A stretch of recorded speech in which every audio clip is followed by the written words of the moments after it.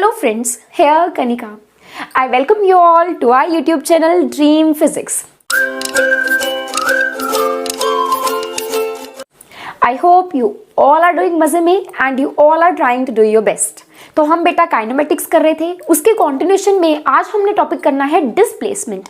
कल हमने किया था डिस्टेंस। आई होप सो आपको समझ आया होगा।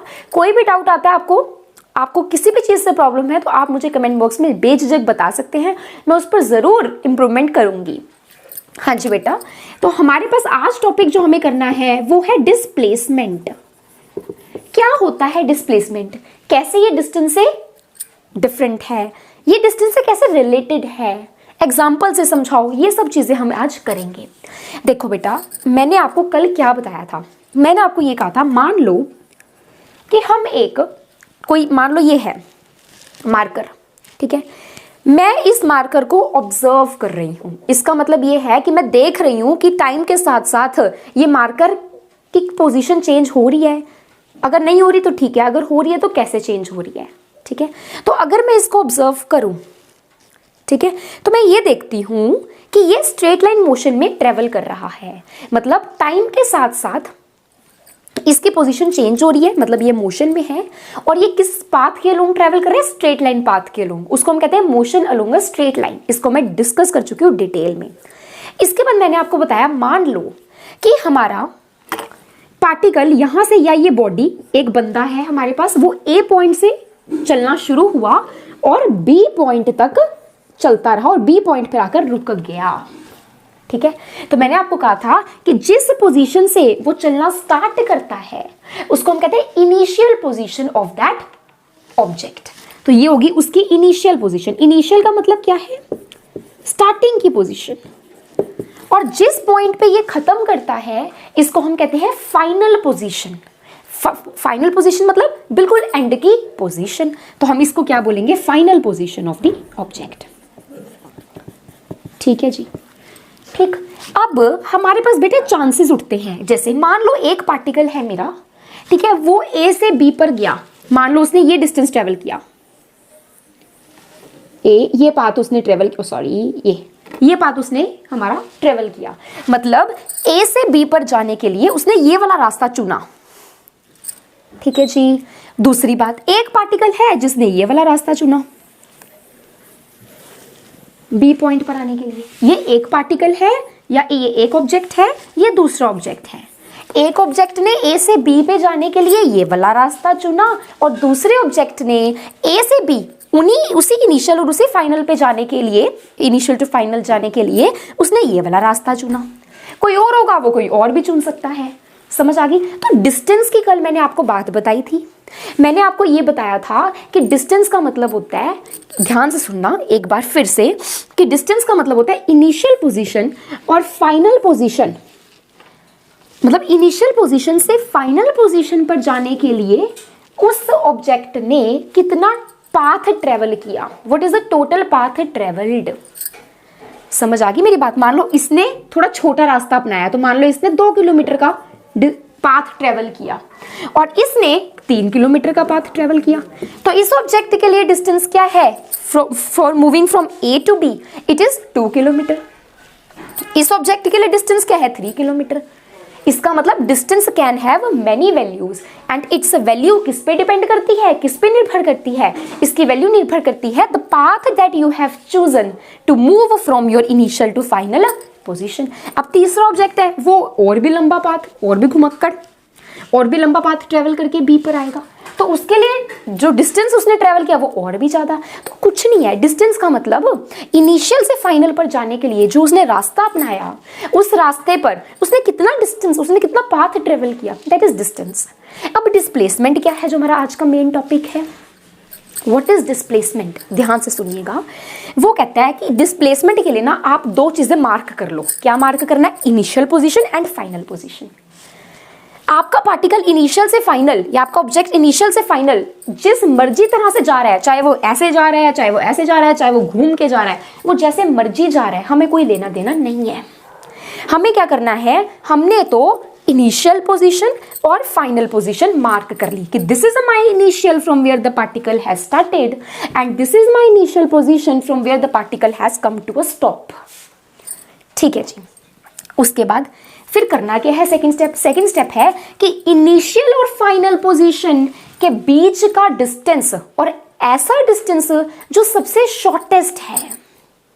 नहीं समझ आया, दोबारा देखिए बेटा, यहां से यहां जाने के लिए मैं ये रास्ता भी अपना सकती हूँ, ये रास्ता भी अपना सकती हूँ, ये रास्ता भी अपना सकती हूँ, और बड़ा रास्ता भी अपना सकती हूँ, कोई सा भी रास्ता अपना सकती हूँ। There is infinite path through which you can travel from A to B point. But इन सब में से एक रास्ता ऐसा है जो सबसे छोटा है। समझ आ गई मेरी बात? वो सबसे छोटा रास्ता डिस्प्लेसमेंट कहलाता है। It is the shortest path travelled by the object to move from its initial to final position, या it is the shortest path between initial and final position। आप खुद देखो कौन सा पाथ होगा, ये वाला पाथ, ए से बी का ये वाला पाथ होगा ना। बहुत सारे रास्ते हैं ए से बी तक जाने के लिए, हजारों रास्ते हैं, इनफाइनाइट रास्ते हैं, पर उनमें से एक ऐसा रास्ता है जो सबसे छोटा है, निक्का, सबसे छोटा भाई है उनका। और वो कौन सा रास्ता है? ए टू बी स्ट्रेट चले जाओ। अब अगर मैं कोई भी रास्ता अपनाऊं, ये वाला या ये वाला, वो सारे इससे क्या होने वाले हैं?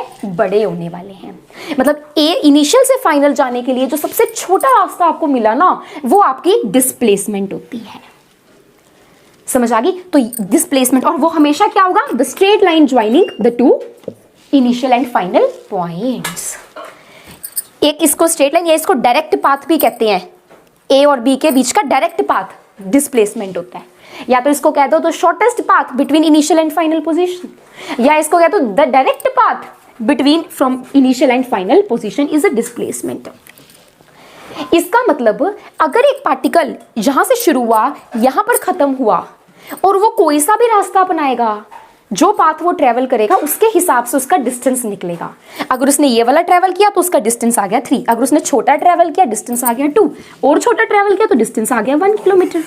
इसका मतलब एक जगह से दूसरी जगह जाने के लिए बहुत सारे डिस्टेंस हो सकते हैं, वैल्यूज ऑफ डिस्टेंस, और वो वैल्यूज ऑफ डिस्टेंस पाथ पे डिपेंड कर रही है। बड़ा पाथ लोगे तो ज्यादा डिस्टेंस, छोटा पाथ लोगे तो कम डिस्टेंस। पर डिस्प्लेसमेंट वो कहता है कि भाई मैं तो पाथ पे डिपेंड नहीं करता, जो मर्जी पाथ आप चूज कर रहे हो, पर मैं फिक्स हूं। मैं क्या हूं? मैं इनिशियल और फाइनल के बीच का डायरेक्ट पाथ हूं। ऑब्जेक्ट जो मर्जी रास्ते से आए, डिस्टेंस उसके हिसाब से चलेगा, पर डिस्प्लेसमेंट क्या होगा? Always always and always the direct path और the shortest path between the initial and final position. और क्योंकि ये भी रास्ता है, this is also path covered, but इसके पास स्पेशल चीज क्या है? It is the shortest path. Okay, तो डिस्प्लेसमेंट भी हमारे इसके यूनिट्स के होते हैं मीटर इन एमकेएस सिस्टम या centimetre in CGS system. I hope so आपको ये बहुत सिंपल सी बात समझ आई होगी। Shortest path between initial and final position is known as the displacement. It is also known as the direct path. Its units are metre और centimetre in MKS और CGS system respectively. Okay, अब जिस तरह हमने कल ये देखा था कि डिस्टेंस जो है वो स्केलर क्वांटिटी है। अब ये क्या हो सकती है? लेट अस सी दैट, क्या ये स्केलर है या वेक्टर है? क्या है ये? अब हमें ये चूज करना है। बच्चे, डिस्टेंस हैज अ डायरेक्शन, तो इसका मतलब अगर मैं आपको कहूं ए से बी का छोटा, सबसे छोटा पाथ जो कि ये लाइन है, ए बी लाइन, वो है मान लो 0.2 किलोमीटर। ठीक है, तो आपको कि displacement is this path and it is 0.2। So in this example, इस पर्टिकुलर एग्जांपल में डिस्प्लेसमेंट है 0.2 किलोमीटर। अब मैं आपको, इसके पास न्यूमेरिकल वैल्यू भी हो गई, ठीक है जी। अच्छा, इसके किलोमीटर भी हो सकते हैं, ठीक। अच्छा, अगर मैं आपको ये कहूं कि मैंने आपको कह दिया कि इसके पास डायरेक्शन भी है, तो इसके पास मैग्नीट्यूड वैल्यू, मैग्नीट्यूड भी हो गया, वैल्यू भी होगी। फॉर एग्जांपल इस केस में 0.2 है और इसके पास डायरेक्शन भी है, तो ये क्या बन गया? बिल्कुल कल मैंने आपको समझाया था, तो ये क्या बन गया? Vector quantity. क्योंकि वेक्टर क्वांटिटी क्या होती है? एक ऐसी क्वांटिटी जिसके पास मैग्नीट्यूड भी है, मैग्नीट्यूड मतलब वैल्यू, मैथमेटिकल वैल्यू, और उसके पास डायरेक्शन भी है। तो अब आपका नेक्स्ट क्वेश्चन होना चाहिए, ओके जी डायरेक्शन भी है, कौन सी डायरेक्शन?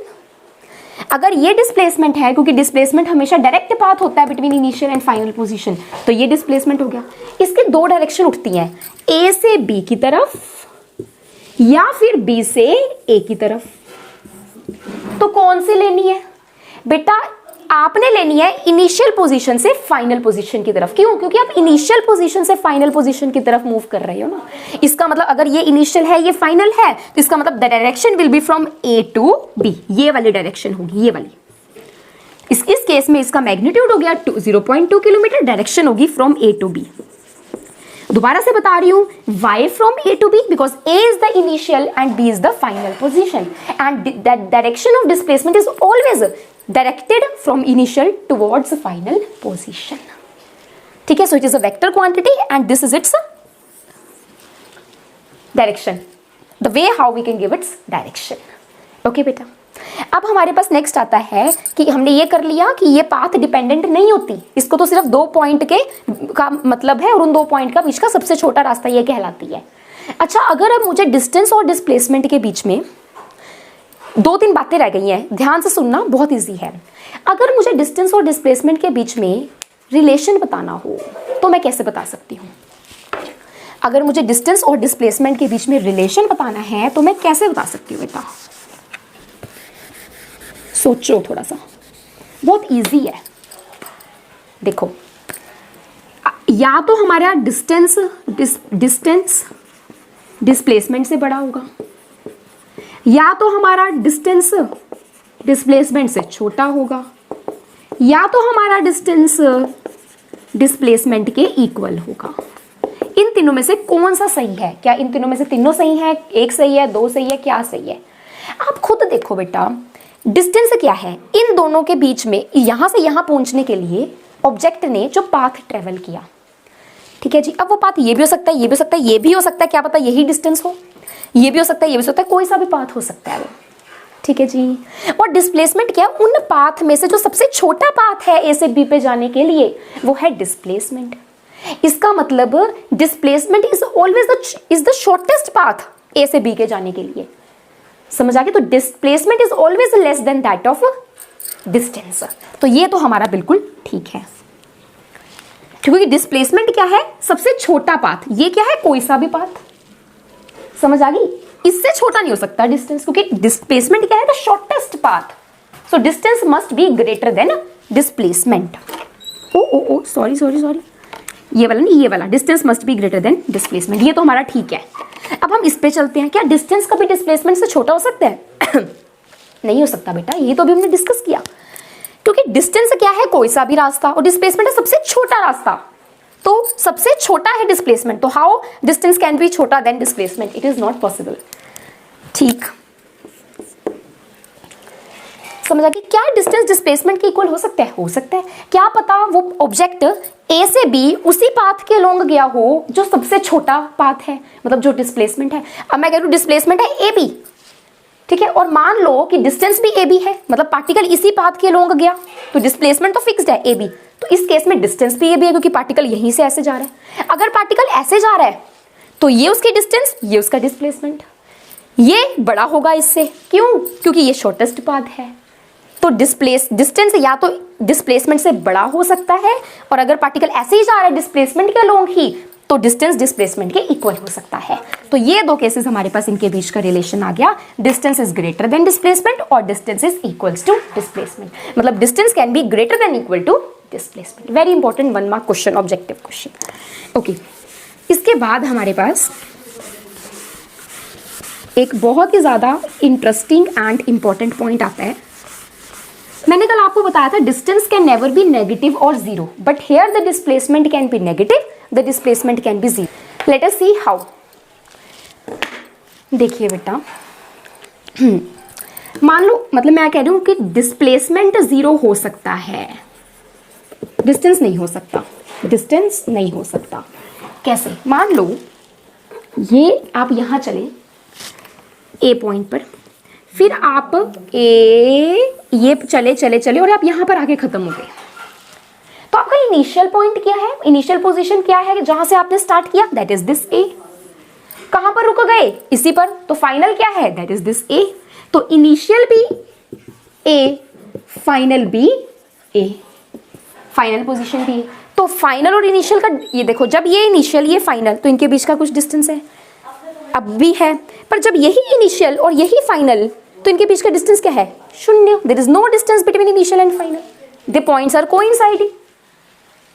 समझ आ गई? तो इस केस में क्योंकि डिस्टेंस और डिस्प्लेसमेंट का सबसे छोटा, देखो ये इनिशियल यही फाइनल, तो इस इनिशियल से इस फाइनल पे पहुंचने के लिए बहुत सारे रास्ते हैं। एक तो ये 2 मैंने ड्रॉ कर दिए, एक ये, आप कोई से भी रास्ते से इनिशियल टू फाइनल पहुंच सकते हो, वो आपका डिस्टेंस होगा, it will give you distance. But A और इनिशियल और फाइनल के बीच का सबसे छोटा रास्ता क्या है? 0। क्यों? Because the points are coinciding. हर कोई रास्ता इस 0 से तो बड़ा ही होगा ना।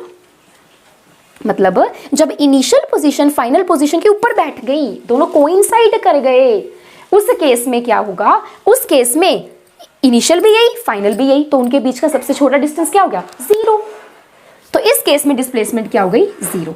पर डिस्टेंस क्या होगा? अगर ये पाथ ट्रेवल कर रही हो तो डिस्टेंस क्या होगा? ये इसका सम करो, जो आपने यहाँ पे कितना पाथ ट्रेवल किया, मान लो 1 किलोमीटर, तो distance will be 1 kilometre. It is not 0 here in this case.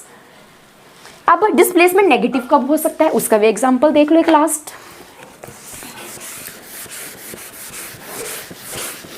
Displacement negative कब हो सकता है? देखो it is a vector quantity, ठीक है। मान लो ये आपका इनिशियल पोजीशन, ये आपकी फाइनल पोजीशन, ये होगा डिस्प्लेसमेंट, क्योंकि it is the direct way is always the shortest between initial and final. So what would be its direction from initial to final. मतलब अगर आप ए से बी पॉइंट पे जा रहे हो, ए से बी पर जा रहे हो, ठीक है, तो आपकी डिस्प्लेसमेंट है ए फ्रॉम ए टू बी, ठीक है जी। और अगर आप बी से ए पर जा रहे हो तो आपकी डिस्प्लेसमेंट है फ्रॉम बी टू ए। मतलब अगर ये इनिशियल ये फाइनल तो डिस्प्लेसमेंट है इस तरफ, अगर ये इनिशियल ये फाइनल तो डिस्प्लेसमेंट है इस तरफ। इसका मतलब अगर मैं इस तरफ की डायरेक्शन को पॉजिटिव मान के चलूं तो ऑफ कोर्स ये वाली क्या आएगी? नेगेटिव। मतलब अगर मैं कहूं कि displacement from A to B is taken as positive, then from B to A, जब वेक्टर उल्टे हो जाते हैं ना, उनके आगे नेगेटिव लगाना पड़ता है। मतलब एक वेक्टर इधर है, एक वेक्टर इधर है, तो एक की डायरेक्शन पॉजिटिव ली तो दूसरे की नेगेटिव है। ये बता रहा है कि दोनों आपस में उल्टे हैं, वन इज टुवर्ड्स देयर तो other is opposite to that. समझ आ गई? तो इसका मतलब अगर ए टू बी वाली पॉजिटिव तो बी टू ए वाली नेगेटिव, तो इस केस में बी टू ए वाली नेगेटिव डिस्प्लेसमेंट होगी। अगर उल्टा ले लो, अगर ए टू बी वाली नेगेटिव तो ये पॉजिटिव, इस केस में ये वाली नेगेटिव होगी। मतलब अगर एक डायरेक्शन को पॉजिटिव दिया हुआ है और डिस्प्लेसमेंट आप उसकी उल्टी डायरेक्शन में ले रहे हो तो उल्टी डायरेक्शन को नेगेटिव डिस्प्लेसमेंट लेना पड़ेगा। समझा कि इस केस में डिस्प्लेसमेंट नेगेटिव हो गई। सो ये था हमारा आज का कॉन्सेप्ट डिस्प्लेसमेंट का। आपसे मिलूंगी नेक्स्ट वीडियो लेक्चर में regarding velocity, speed, acceleration. Thank you, have a nice day. हमारे चैनल को सब्सक्राइब करना मत भूलिएगा और हमारी वीडियोस को लाइक करना भी मत भूलिएगा। Thank you, have a nice day.